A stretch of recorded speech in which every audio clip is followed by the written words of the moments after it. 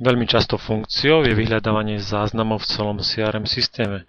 Ukážeme si, ako rýchlo a jednoducho sa dajú vyhľadávať dáta vo vTiger CRM. Kliknutím na ikonku vyhľadávanie, je to táto lupa, sa zobrazí vyhľadávací formulár.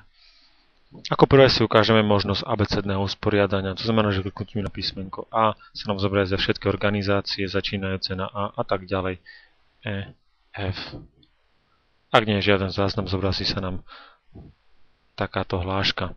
Ďalej je možnosť jednoduchého vyhľadávania, na to slúži tento jednoduchý vyhľadávací formulár, kde môžeme vyhľadávať napríklad v názve organizácií, nech je rovné demo.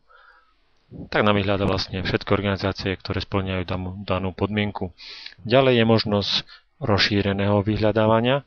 Je to trošku komplikovanejšie, ale dá sa veľmi v podstate jednoducho vyhľadať podrobná skupina. Takže dajme si vyhľadať telefón, začína na 02, to sú napríklad bratislavské firmy, pridáme podmienku, kde napríklad priemysel je stavebníctvo.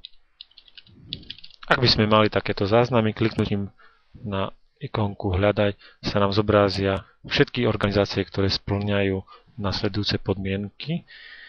Môžeme si prepnúť, buď to spĺňajú jednu, alebo všetkým. Je to vlastne spojenie AND a OR. vTiger CRM nám ďalej ponúka globálne vyhľadávanie. To je, ak chceme vlastne vyhľadať v celom CRM systéme. Napríklad vieme, že niečo sa volá demo. Dáme to vyhľadať. A CRM nám ponúkne vlastne všetky moduly, kde sa vyskytuje demo. Je to v podstate potenciálny predaj. Sú tu nejaké osoby, je tu nejaká organizácia a poprípade nejaké maily.